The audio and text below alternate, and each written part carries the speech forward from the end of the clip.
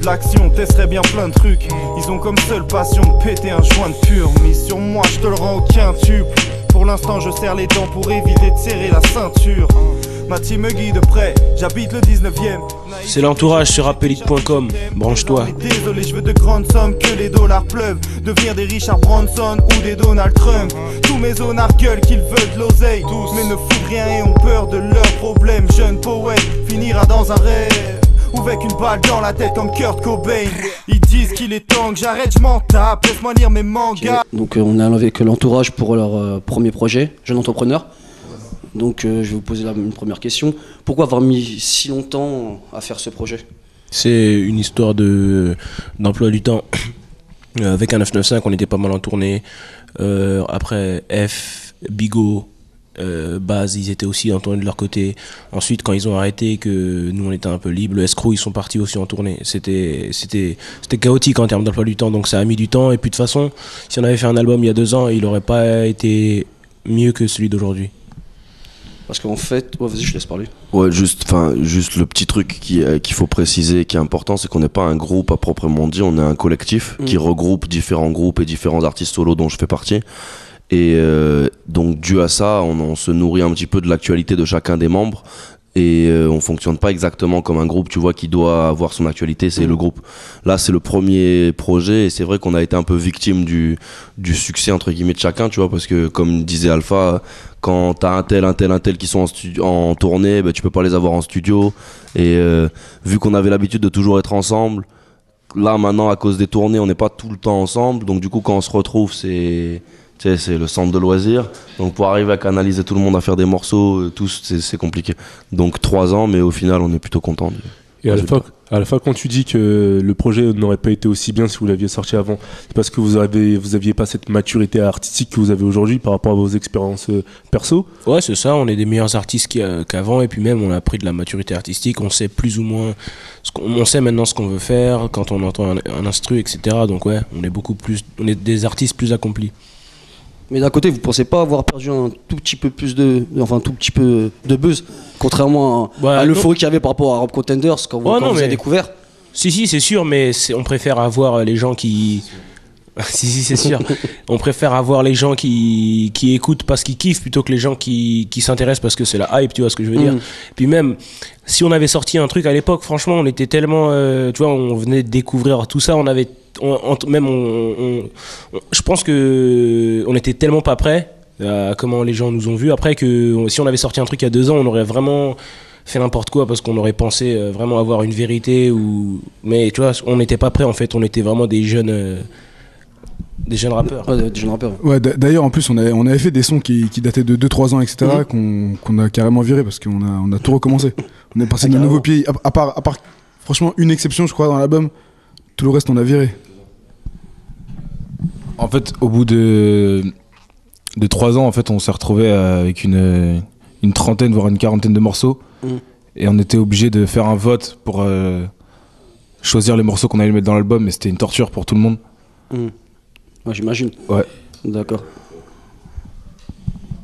Pour revenir à la question du buzz, moi je rejoins plutôt Alpha dans le sens où le Rap Contender, c'était le truc qui a mis en lumière un petit peu toutes nos autres vidéos. On a essayé de vite... transformer l'essai, entre guillemets, capitaliser les gens qui suivaient Rap Contender grâce à nos freestyles, etc.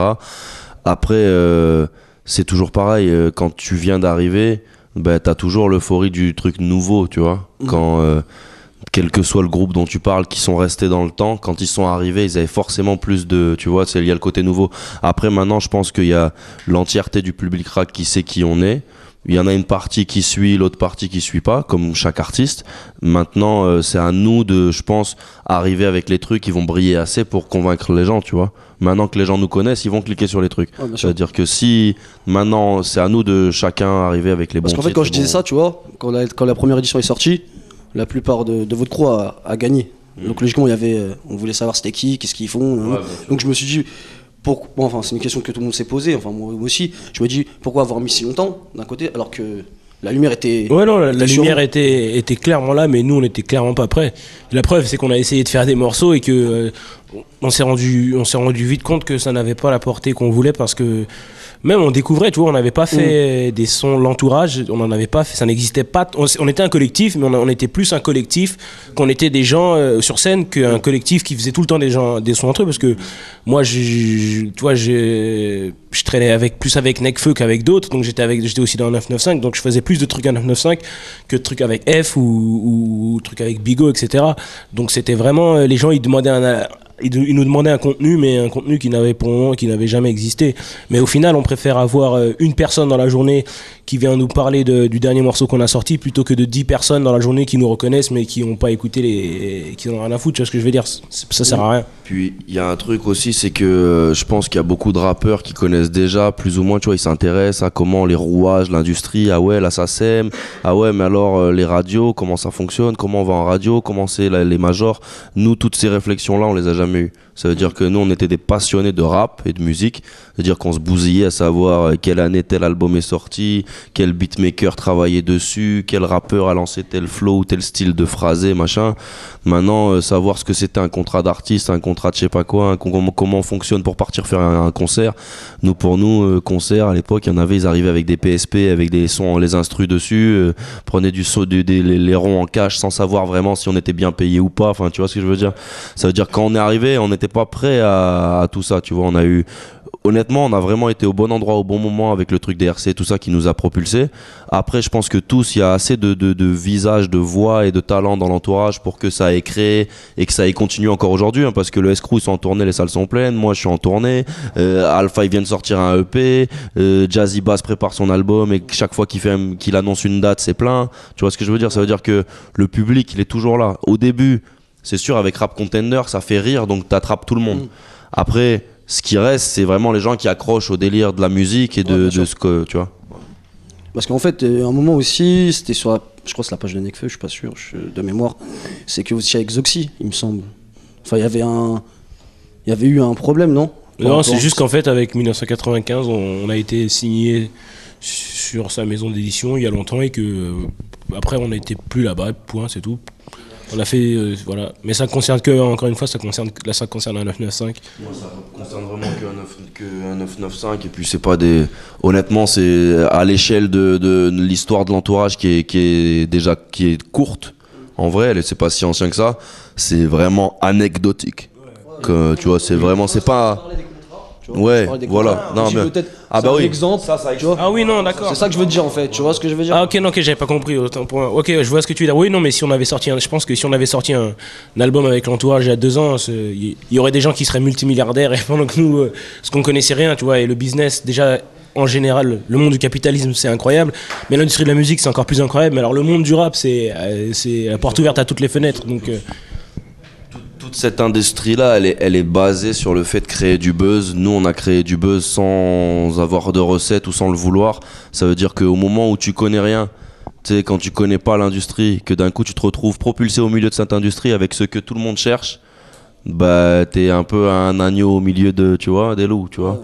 Et après ça, on a appris très vite parce que non plus on n'est pas enfin tu vois, on n'a pas tous grandi dans le 16, personne n'a grandi dans le 16 même. On a tous au moment où les disques 995 qui sortent, Alpha il travaille au KFC, Nekfeu il travaille à McDo, tu vois ce que je veux dire. On a volé rien à personne et tout le monde est d'une fibre débrouillarde en tout cas dans le collectif, tu vois. Je pense que c'est le truc qui nous a tous rapprochés parce qu'à la base les open mic on partait tous à l'arrache avec une bouteille d'eau, enfin une bouteille de jus, un paquet de gâteaux volés au Lidl, train à fraude, ouais.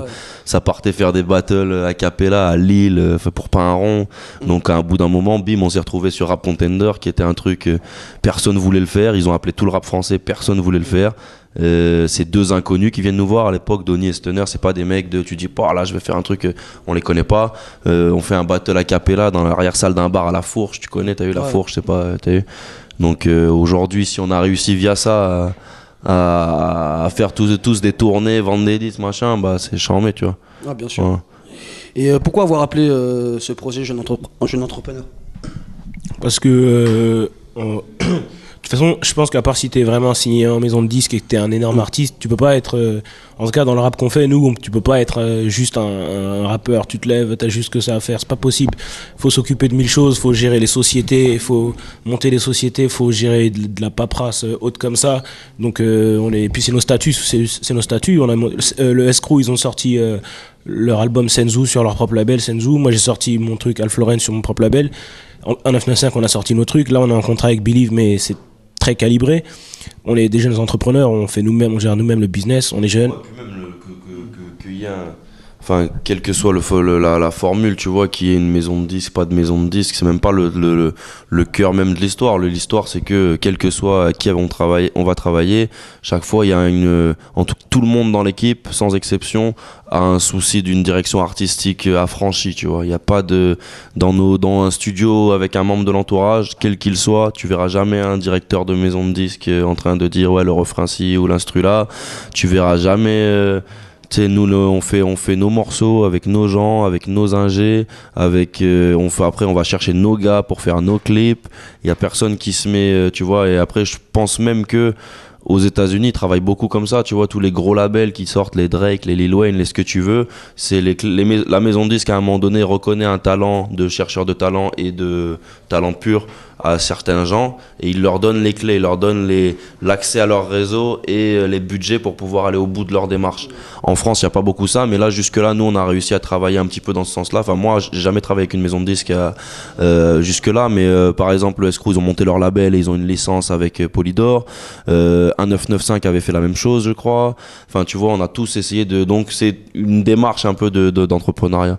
Et ensuite, même au-delà du rap, même dans nos gens, tu vois, de tous les jours, je pense vraiment là en ce moment, à mon sens, depuis quelques années déjà, il y a comment dire, pendant un moment c'était soit tu vois tu galères, tu fais rien, tu vas faire des petites combines, tu bicraves un peu, tu fais tes machins, soit tu vas trouver un job, mais il n'y avait pas trop ce côté justement entrepreneuriat. Là maintenant moi dans mes proches, les gens de mon âge, tu vois entre 25 et 30, j'en connais plusieurs qui montent un grec, qui montent leur chicha, leur ce que tu veux, tu vois. Et c'est ça aussi l'idée d'entrepreneuriat, c'est l'idée de se dire voilà, on est jeune, on a faim et on va pas par rapport à l'état d'esprit que vous avez, voilà, vous avez fait les choses. On va pas tendre la main pour aller attendre quoi que ce soit de qui que ce soit. On entreprend. Et les gens qui nous entourent, même ceux qui sont pas dans le rap, ils entreprennent aussi, en tout cas.